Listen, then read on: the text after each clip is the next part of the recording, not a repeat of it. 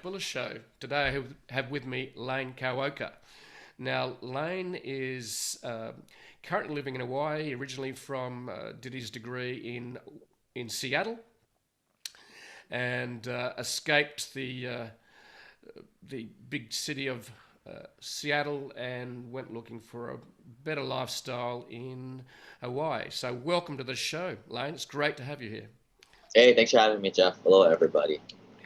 So today what we're doing is Lane's got a system for generating passive wealth, especially targeted in the real estate market. So we're going to explore that a bit today. We've touched on this.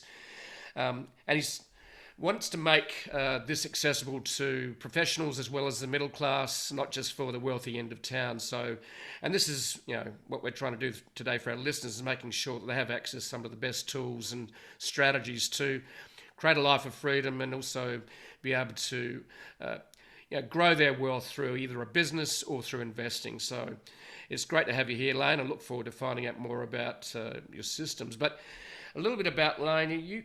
You originally trained as an engineer, and then you actually and then you actually did two types of engineering. So tell us about those. Yeah. So I guess like kind of my story is I followed this linear path of my parents taught me to study hard, go to school, get a degree, work for 40, 50 years. And so a lot of this I was building up my real estate portfolio to eventually go passive and quit my day job, engineering. Um, this was all a side gig, and the way I do it is very passive.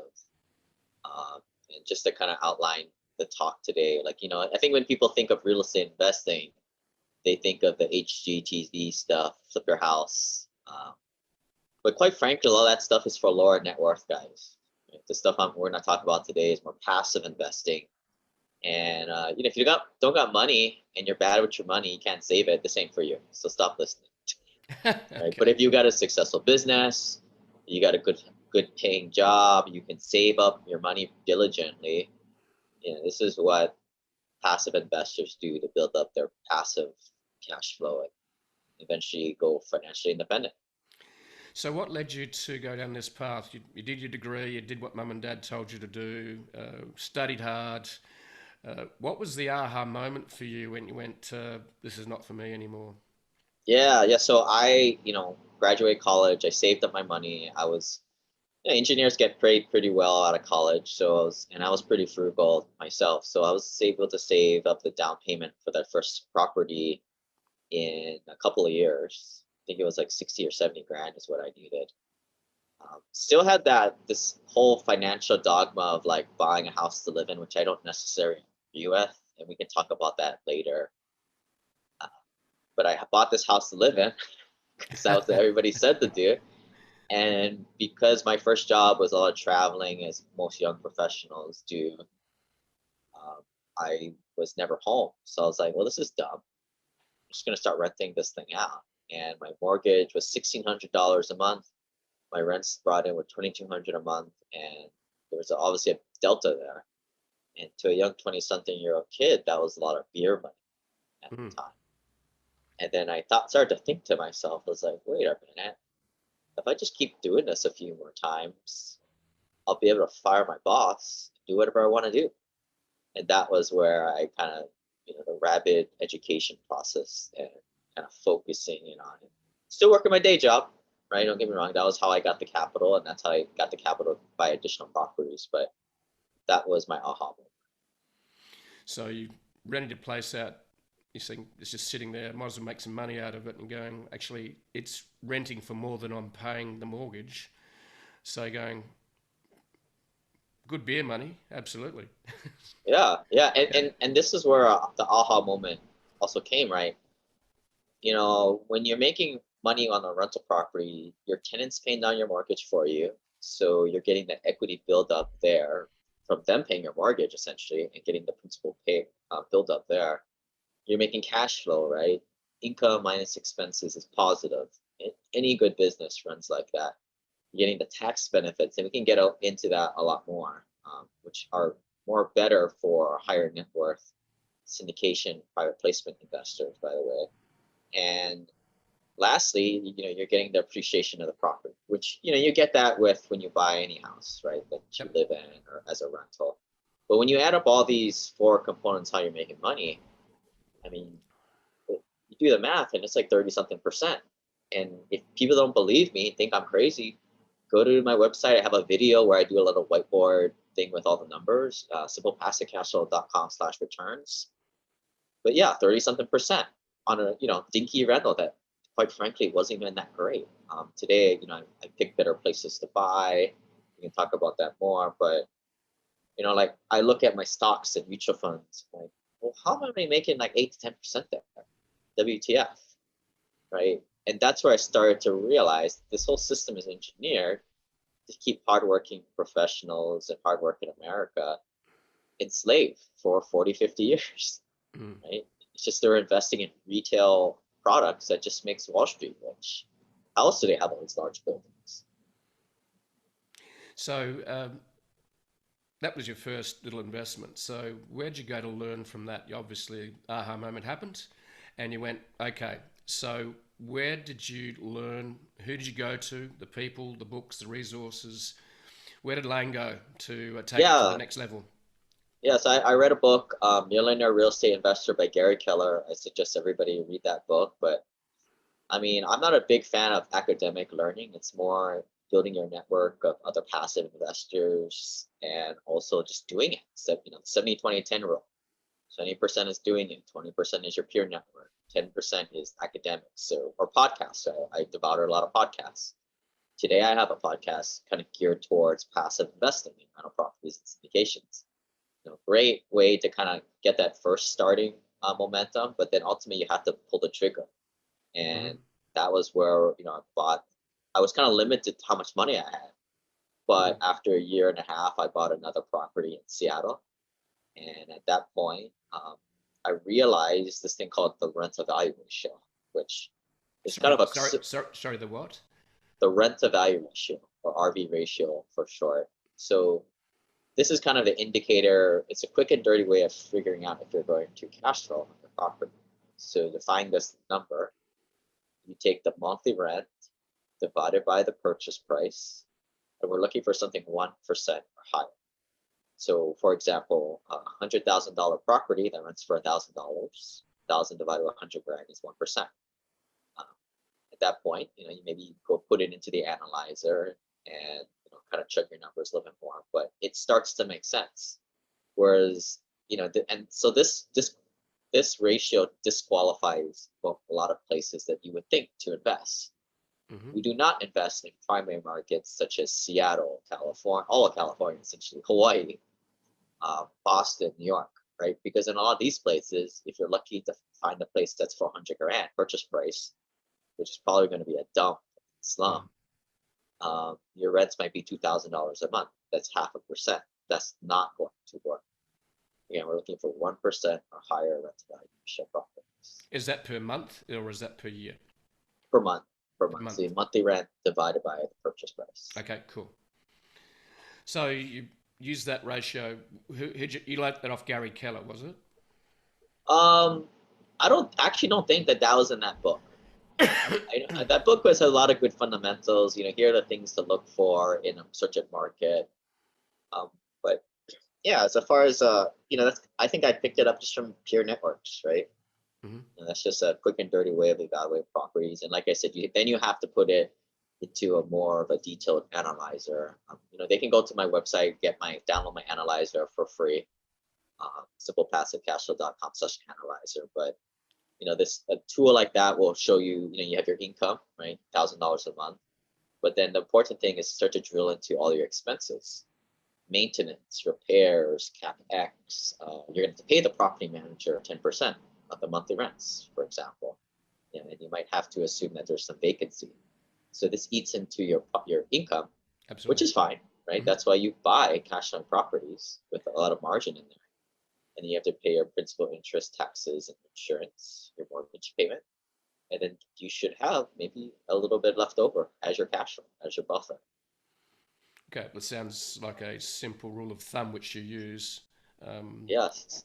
Simple So rule of thumb, but most investors do not invest this way. Most people invest for appreciation which I call gambling. And you got no control over that, have you? Because capital was going to move up or down depending on whether, like Seattle, for example, the capital has gone up there, but you wouldn't have predicted that 25 years ago. So it's whereas adding value to a property, just being much more pragmatic, I suppose, is the best way to describe it, isn't it? Right. Yeah, Great word. Great yeah. word. So you bought another property, and so you added that to the portfolio. What next? Yeah, so that was around 2012. I started investing in 2009. And if people were around back then, they were paying attention. That this is where the prices started to come up. And I wasn't cash flowing on properties anymore in Seattle. And I started to become aware of the rental value ratio that we just mentioned, and a simple rule where you assume that half of your rents are going to go to expenses, which they tend to do. If you're a landlord, you kind of know how things work. So I started to look into different markets. These are more tertiary and secondary markets. So places like Birmingham, Atlanta, Indianapolis, Kansas City, Little Rock. Not the sexy places to live in, but the numbers work really well. Mm. 1% rent to value ratios on good properties with good tenants. Not your high end, of course. You're not going to be in the places with the best school districts, but not the ghettos. Right? We focus on the workforce housing, the middle class, the middle. Actually, technically, there is no middle class these days, right? It's either the rich or the sort of poor, right? Yeah, That's you're all right. we have today. But nevertheless, I mean, so I started to buy properties in these places that I never lived in. We call these remote rentals. Bought these things called turnkey rentals. So a lot of these places, you'll have a local rehabber fix up a property, put in on new major components like electrical, plumbing, Yep. paint.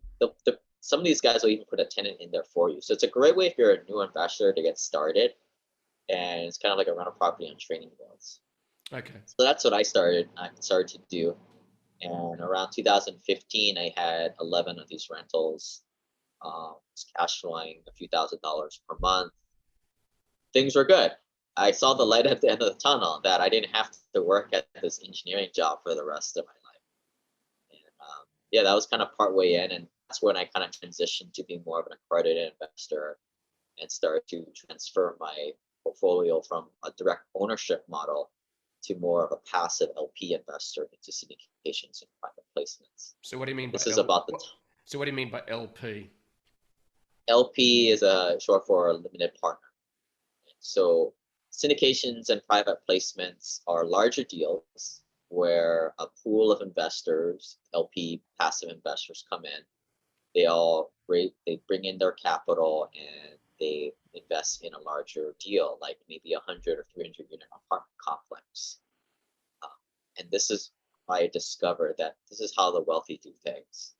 Right? They go into multiple of these ventures, maybe a few dozen, and this is what their alternative investment portfolio looks like. Okay, so this is sort of like the whole next level.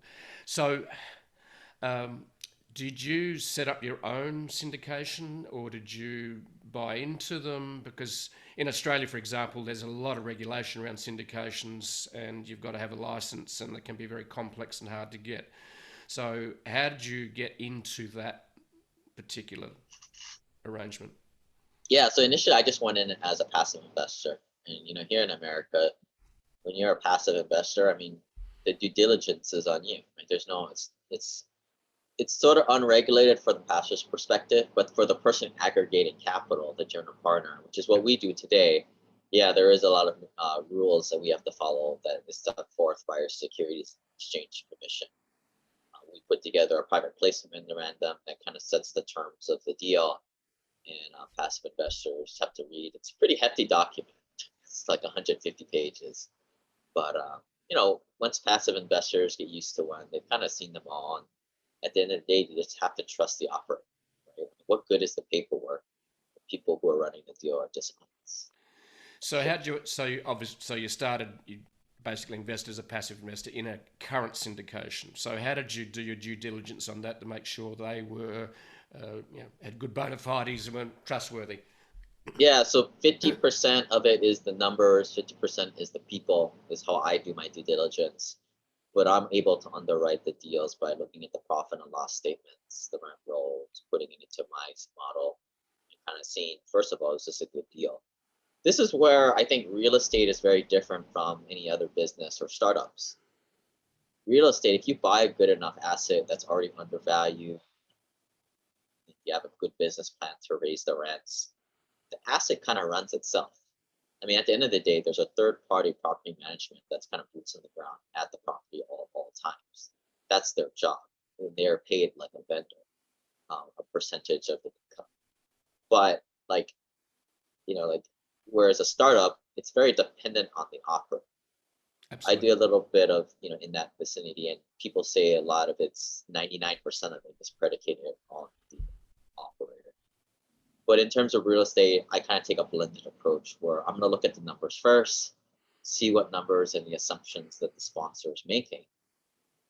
And then if they're using a little aggressive underwriting, it's already tipping me off as an investor that maybe I don't even want to initiate a conversation or use my network to start doing further due So what do you mean diligence. by aggressive underwriting? You mean that they're doing a lot, big leverage, like a lot of I mean, debt? most deals are going to maximize the amount of leverage. That's Mm, why we do this, right? It's a hard asset or good using good government loans. But what I mean aggressive underwriting is like assuming for the rents to go up, maybe 3-4% every single year.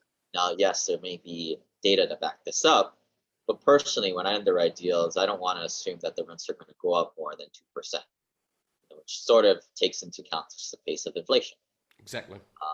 Or like there's another large one that we'll look at is like the reversion cap rate or the exit cap rate. What are assets trading for in the future? We don't know what they're going to trade for in the future, so we want to use a reversion cap rate that is saying that the market's going to be weaker in the future. If the market is stronger, and which it usually typically is, well, awesome, right? We think that even that much more money. But let's go on with the assumptions, thinking that the future is going to suck, and we're going to sell into that environment, right? Okay. So the other question, amongst many I have, is so you said you went into secondary and tertiary markets. Okay. Now, as we all know in real estate, there are markets within markets.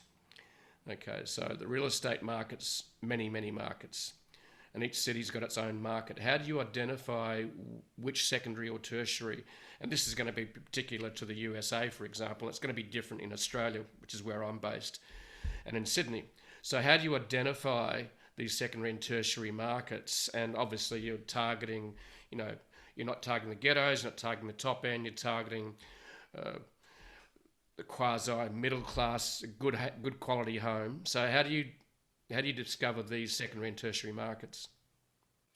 Yeah, so I think what you're kind of in America, we call like each market like an MSA, a large market, an MSA.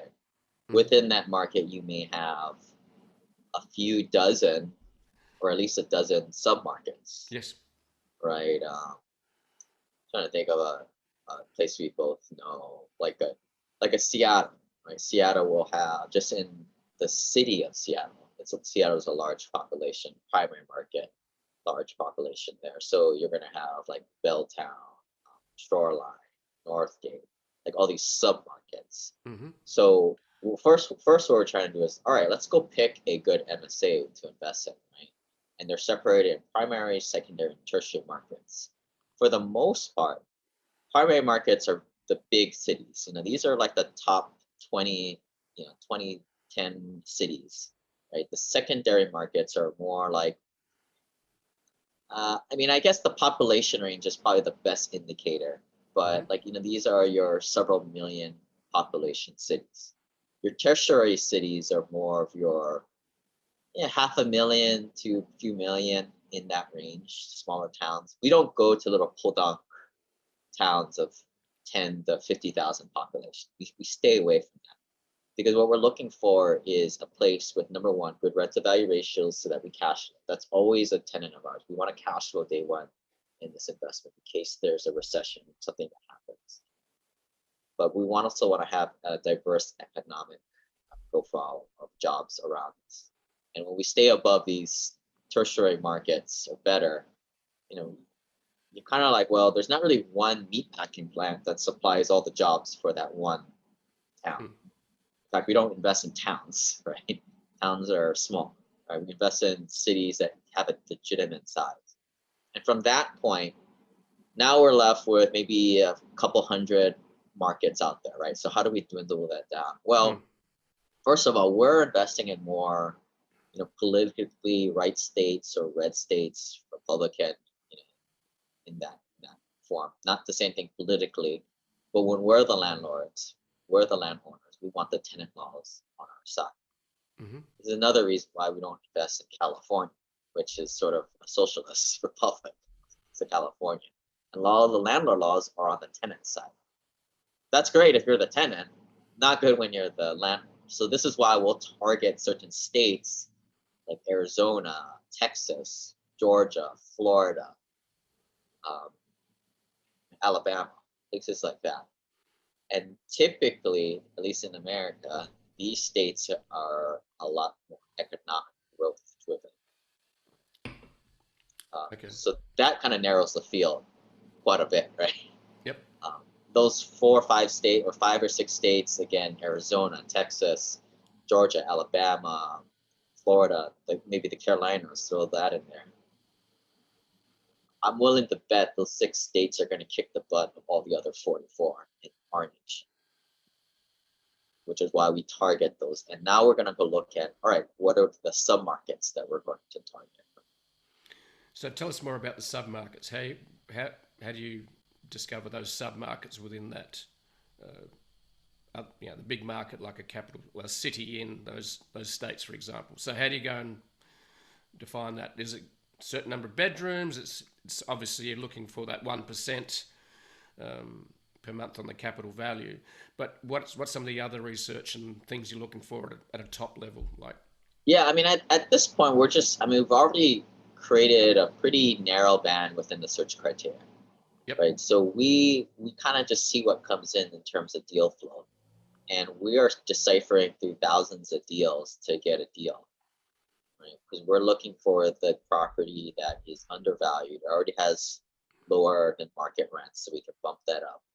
And there has to be some kind of play to implement a business plan, which is to put in some rehab to freshen up the units, maybe new flooring, certainly new appliances, but not really get into the big stuff like tearing down yep. walls and stuff like that. So we could bump the rents up maybe an additional 10%.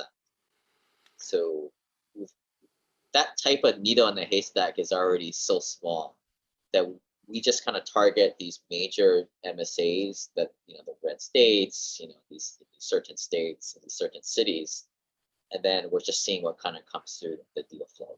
At that point, once a deal comes up that lights the spreadsheet green, now we're going to go look at that market and be like, is this where we really want to invest? No, this isn't the ghetto, right? No, this is on Johnny's turf. This isn't the path of progress. That's kind of where we flip. That's our personal procedure for finding the good investment. But you could do it the other way around, right? Like you can go to, take a great MSA for investing like Houston, right? Typically the path of progress in the Houston MSA, Houston's like one of the top 5 largest cities in the United States. Huge market, like millions of people live there.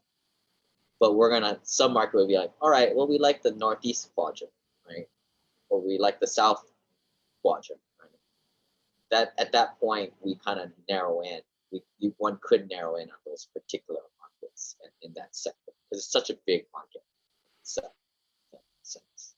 Yeah. So what you do is you do the numbers. So like you said, you flip it one way or the other. Do the numbers and then apply your own expertise and experience to it. Going, is this got a general trend towards more, I suppose, prosperity coming in through, is Amazon moving a factory there or a distribution center, or is the army moving in or whatever in terms of a base. So or like you said, you could do it the other way around. You could actually go, okay, just do the numbers and then look at it after that. So That's okay. That's very, very interesting. So really, what you're doing, in essence, is with the numbers and research is you're looking at that 1%. All right, great. But then when you're buying something, you're looking at what value add can we do. In other words, the value add could be identifying undervalued. Number two, is it a bit rough? Doesn't need new appliances, new floor coverings without getting into any major renovations. Correct. That's two of the places where you can add value. Is Right. there any other ways you can add value to a property that you Well, at think? the end of the day, adding value is defined as improving the net operating income, right? And Yep. people who run businesses, EBITDA is another term for this. So you effectively have kind of two goals, and you don't need to achieve both of them. But one would be increasing your top line revenue, right? So which is why most of our business plans is increase the rents. That's typically what we're going for. The other one would be cutting expenses. But most times we're not really cutting expenses. Most times we're increasing expenses because we're making that much of a better product for our customers who are the tenants. But in some cases, you could have a property running at $8,000 per unit per year. That's just too high to be running expenses at. I mean, there can be some fat cut out of that. And that could be another business plan that we could see. But I would say that's in rare occasions. Like I said, we're always trying to improve the product, which is just cost more. Mm. Okay, so you've bought the property. Well, you've identified the area. You've identified I suppose the sub areas within that, and you bought the property.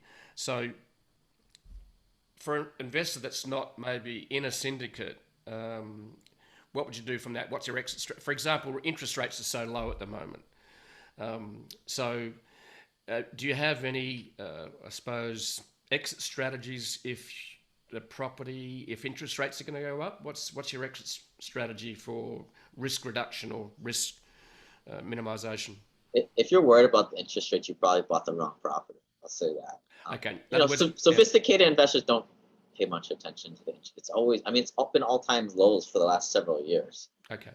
So if you identify the right property, then it's not a big risk factor. It's not something you Not should really really. be worrying about. Okay. And the interest rates are pretty consistent these days. After we decoupled off of the gold standard, government's gonna try and keep it pretty steady. I mean, that's the function of the Fed.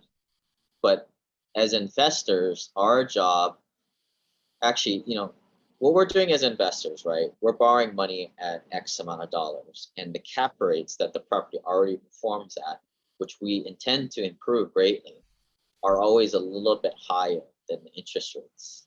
And if you graph the interest rates and the cap rates over time, what you're going to see this phenomenon is that they'll follow each other. They're dancing up and down, but they're always kind of dancing at the same rate where there's a delta between the cap rate and the interest rates. And the delta, because most times, like I said, most sophisticated investors are applying leverage, the delta is multiplied. That's our returns. So in essence, it's always a good time to buy because you're always going to have a delta. Sometimes you can have cap rate compressions where the delta squeezes between the two. Okay. Could you explain to our listeners what you mean by delta? Yeah, so delta is engineering term, is the difference between the interest rate and the cap rate. So let's just throw some numbers out there, right? Give us an example. I think today you're probably looking, if you got to get a loan on a several $1 million property, you're probably looking at like a 3% interest rate. Right? The cap rate for an A-class rental might be 4%. Maybe for a B class, it's 4.5%. Right? But let's just go with a B class. 4.5 minus 3% is 1.5% delta difference. Okay. Then we apply leverage at a 4-to-1 or 5-to-1. Right? And that is our return. That is our yield as investors. This is just what a bank does, right? Yep. Bank lends money at a certain yield, and the customers pay interest rate, and they always build it so their spread is always to the positive. This is just exactly what we're doing as investors. So, the concern you brought up, very common concern, right? What if interest rates go up? Well, the delta of the property will also go up more than likely. Okay. That's good to know. It's kind of like you and I are in a spaceship, right? We're Yep. cruising together, Well, what happens if he speeds up? Well, we're always kind of relative, right? It's a relative type of thing. There's always a delta between cap rates and interest rates, which investors apply leverage to. That's how we make returns. Okay, so is your system, which I want to go into a little bit next, is essentially based around syndication? Is that really what is that the basis for everything you do in real estate? Yeah, well, I guess like my system, so I help out hardworking professional investors that have day jobs. They're high contributors society or entrepreneurs like you guys work with. Um, Guys that want to invest their money passively, but where do they start, right? Because certainly you don't have time or effort or the risk tolerance to go flip a bunch of houses or wholesale houses. A lot of that is for broke guys. Let's be honest. That's right. Yep. But what we do is passive investing. But where do you get on this escalator? Because if your net worth is under $250,000, $500,000, quite frankly, you don't belong in a syndication. Most syndication deals, the minimum investments are $50,000. If your net worth is only $250,000, that's 25% of your net worth. No syndicator in their right mind should let you join the syndication because you're just too low net worth. But for those people, what I would recommend is go buy a rental property. I mean, this is what I did back in 2007 to 2015. Right? I just bought single family homes. It took a long time, as I Yeah. often like slowed down by how much money I could save. But this is the prudent way to build wealth, right? Cash flowing rental properties. And then once you get to be a certain point, you go through investor adolescence, you go through investor puberty, you become an accredited investor. That's when you come into this world of syndications and private placements, where relying on your network to help you do due diligence on who to work with is more important. So let's go back to that. We had mentioned in the past. So how do you do your due diligence in the marketplace? Do you Google syndicates? Is it through your network? Because you remembered you had this ratio of 70% doing it, 20% your network, and I think 10%. Is that correct? I'm trying to remember what the ratio was. Yeah. So once you become more of an accredited investors and you're looking into syndications, um, you're going to have to rely on a peer network, but you're trying to find the right peers, Yes, right? you are. Yeah, You're exactly. not, you go to a free website or internet forum, or you go to the local RIA, you're just hanging out with broke guys, wholesaling houses and flipping houses, right? And this is what makes it so difficult, right? There are crowdfunding websites out there, but a lot of the operators on there are just struggling to find money. If not, they would just raise money out of their own private investor pool that they have existing. Exactly. Right? We've tried to use these crowdfunding websites to help us raise capital, but it makes no sense. I don't want to pay them an arm and a leg to pay these guys who just happen to have the eBay of crowdfunding websites, Hmm. right? I'm not desperate. I'm not gonna pay them to do that.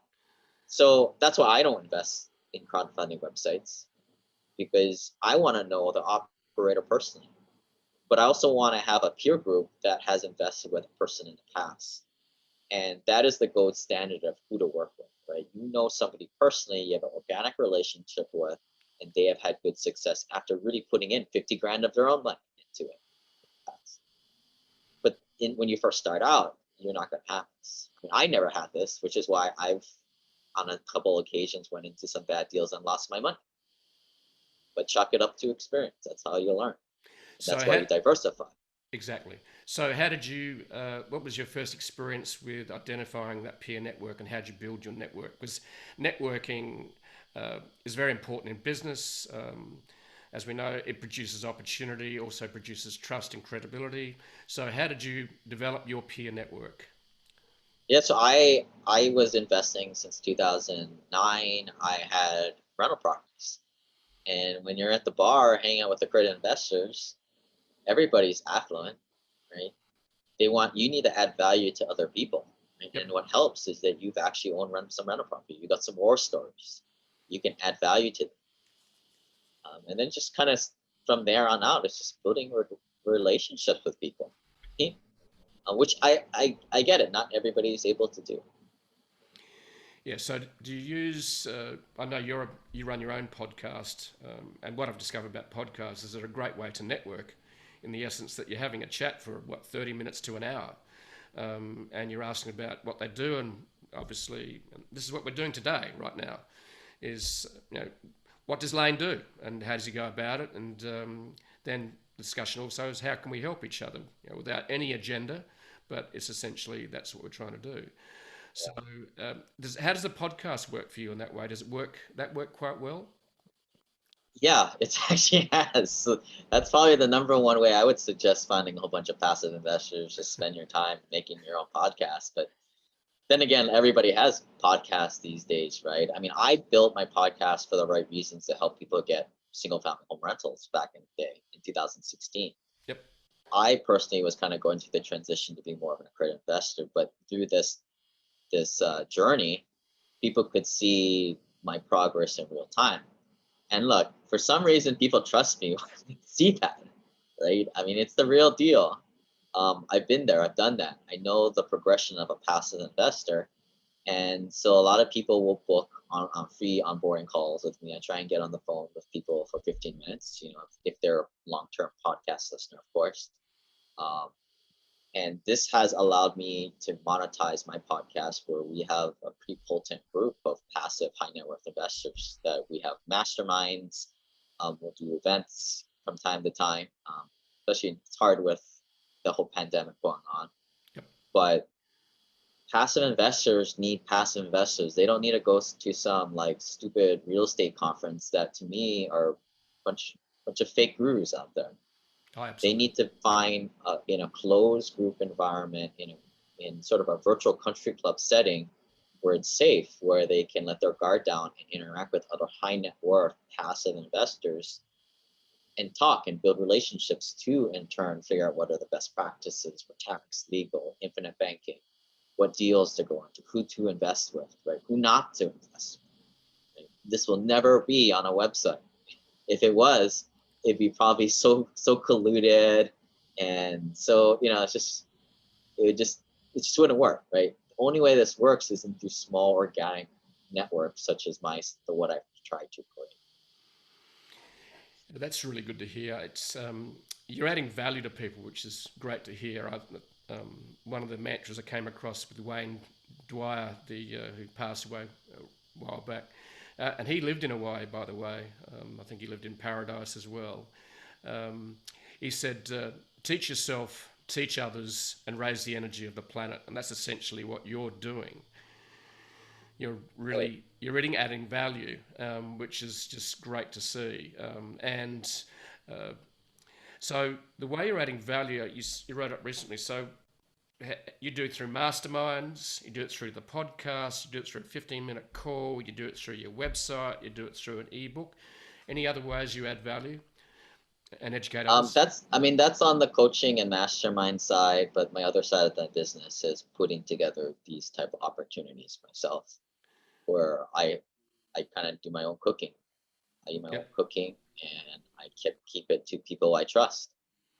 Um, yeah, it's kind of two separate business lines, but at the end of the day, kind of along your line, like people build wealth off solving people's problems.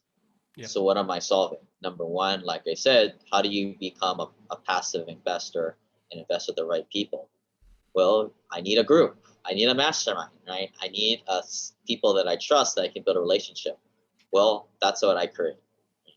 And then the next thing, well, I need somebody to lead an investment for me. I need a syndicate to invest in. Heck, I need a lot of syndicates to invest in because I need to diverse my money over a lot of good deals, different partners, different asset classes spread around the country, right? Not just one place, not an all deal.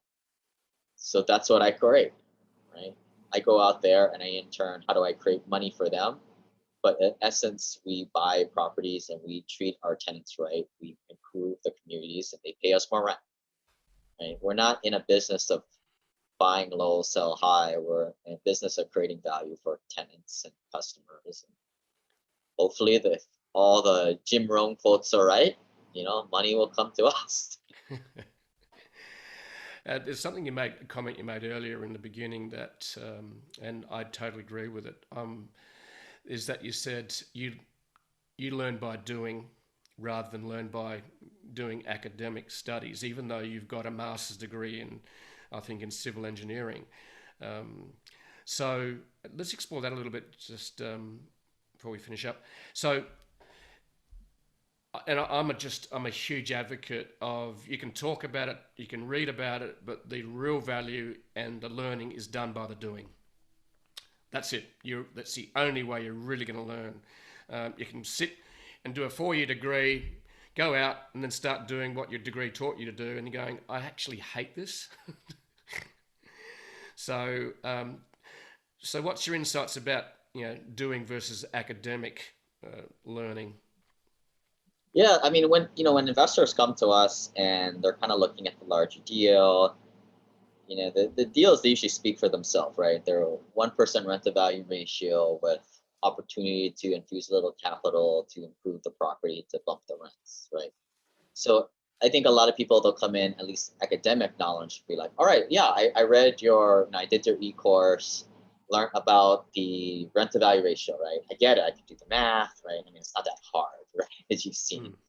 But there's a difference between that person and the person who has owned rental property, maybe for even 3 to 6 months, right? They've seen some months repair comes up bigger than they find, or a tenant moves out.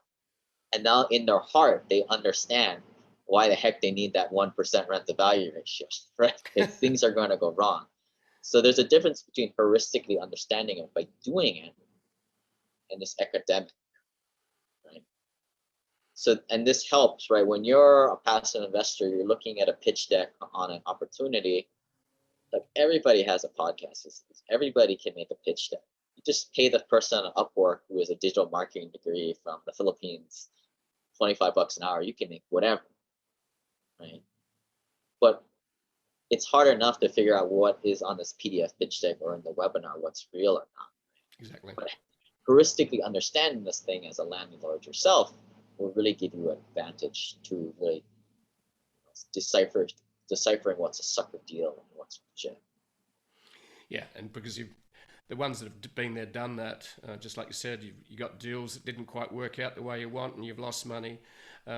That's a very quick way to learn, and obviously you don't want to lose everything, but you learn so much quicker when you actually get your hands dirty, dig in, and feel the pain and also the opportunity.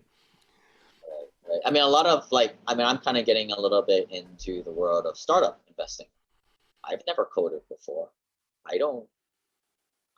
I've never been in these business, a SaaS business or Amazon FBA business, but I've had a lot of partners in things, and I know what traits and skills, and I know what quirks people do where they're totally full of it too. Oh yeah. And I think I have a pretty good feeling based on a short conversation on somebody's business plan on when I can call yes or not. And that at that point, I don't put in my empathy. But that's what makes real estate investing a little bit easier, because you can take a look at my business plan, right? All right, these guys are changing out the flooring, they're doing new appliances, they're maybe putting a ceiling fan or two and maybe a backsplash, right? You can go and look what the comps are, right? Maybe they're getting $850 a month. Their business plan is to get $950 same unit after it's been done. All right, well, that'll cost $5,000, right? And somebody maybe scratch their head there a little bit. Maybe if you have a little experience, you did some rehab on your rental property, and you're like, oh yeah, that makes sense, right? They're doing it at scale. They're getting better prices. They're getting better contractor prices. It makes sense, right? And this is where you're vetting the business plan, and it helps if you have some knowledge, but it's not necessary, right? But this is all what it is with being a passive investor. And a lot of this, there's going to be some kind of intellectual leap you make. You're going to have to take a risk on people, right? The business plan sounds like good, but not all the cases. You don't know what's going in between the ears of the operator. And this is where you have to take a chance, and you're going to have to do some test investments. But that's hopefully the tests go good, and then you figure out who's legitimate and who you want to work a long-term relationship out in multiple different opportunities. Right. So you mentioned on your website that there's a system you use. Can you distill that into several pillars or steps for our listeners? Yeah, I would say, the prescription is if you're under $250,000, $500,000 net worth, um, go out and go buy a rental property. You'll learn a lot. You'll also get your net worth up to be a respectable amount where you can possibly be a syndication investor. Um, if you're higher net worth than that, your highest and best use may not be buying a little rental property for a few $100s like a short month, but it is at your day job, at your business, making a lot of money, right? And for a lot of my clients that are high paid doctors, lawyers, entrepreneurs that are successful, um, the best path for them is to figure out who to work with, give their money to them, get out of the way, but then keep making more money for themselves on the active side of whatever business or trade they're in. Yeah. At the end of the day, it's all what your highest and best use is for your time and energy. Yeah. Okay, that's really great advice. So just to wrap it up here, Lane, what's the best way for people to, I suppose, contact with you and get started? What's your best point of entry and contact? Yeah, they can check out my podcast, Simple Passive Cashflow. It's all about passive investing. Check out my website, simplepassivecashflow.com. If you're looking to buy a rental property, check out the first dozen podcasts. But like I said, my podcast has kind of progressed over the years as it became more of an accredited investor. A lot of syndications lately.